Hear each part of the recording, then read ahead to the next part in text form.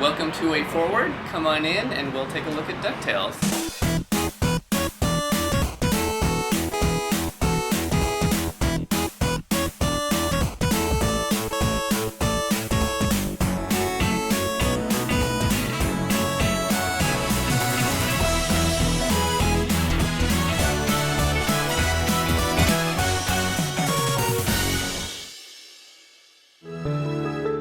First step in creating the backgrounds was to really study the NES levels. We had the NES maps, blocked out. We had the entire map from both a level design perspective and sort of a art layout perspective. We looked at the levels and to try to interpret, what the feeling was. For something like Transylvania, when you look at the actual original layout, it feels like it's broken into a few different areas. There's kind of a dungeon, underground, very brick area where it had the spikes. There's the entryway, kind of a foyer, and there's like doors and sort of some wood and some like wallpaper kind of falling off, and then the grand ballroom with the red drapes.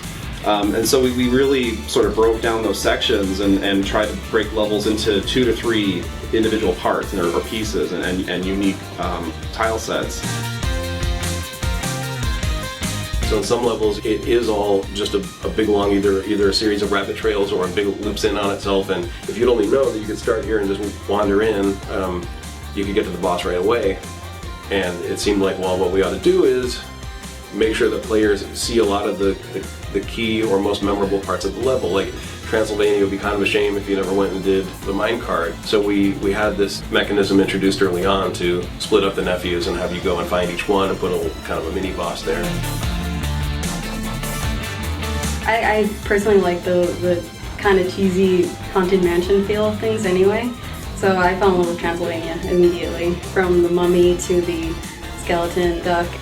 I always liked the Transylvania level in the original game. That I'd say was my favorite because I liked the music and I always liked the bad guys. I love the skeleton duck and the mummy duck. So I kind of gravitate towards that in the new game too.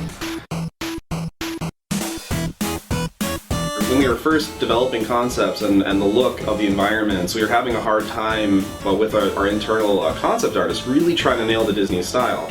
We have incredibly talented people, but there's this certain look, and so we did an internet search and we were looking up DuckTales backgrounds and different concept art, and I came across a blog with sketches from the original show, like thumbnails and actual layout drawings from the original show. It all came from one place, came to this one guy, Mike Peraza, and I thought, well, let's just contact him, see maybe he has a stockpile of layout art that we can rifle through and take some photos and scans, and he just wanted to work with us. And so we actually contracted him to work on the game. And the funny thing about Mike Peraza is he worked on the original DuckTales show, and now he's a Disney Imagineer.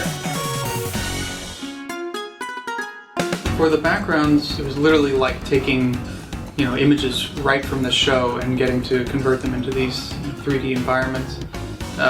So it was absolutely a blast getting to sort of cut them up and place them together to create, the depth that you see in the game. And we would take the individual layers of that mountainscape and just sort of subtly take out, the contours of that mountain, make the forms that are closer to the camera actually come out towards you with really basic geometry, but the effect was actually really powerful.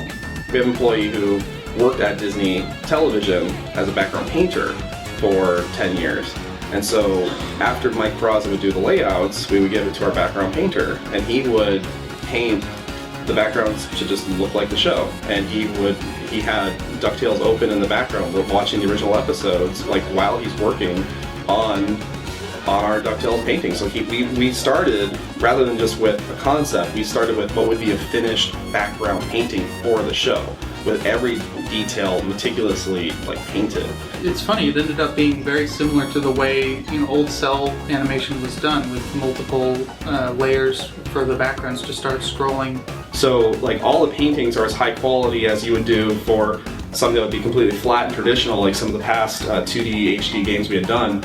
But starting with these giant paintings, we had very large textures. So we're really pushing the limits of some of these consoles and how much texture memory they have with all the textures and all the frames of animation and the particle effects and and result is amazing with this game running at 1080p and 60 frames a second. It's just spectacular.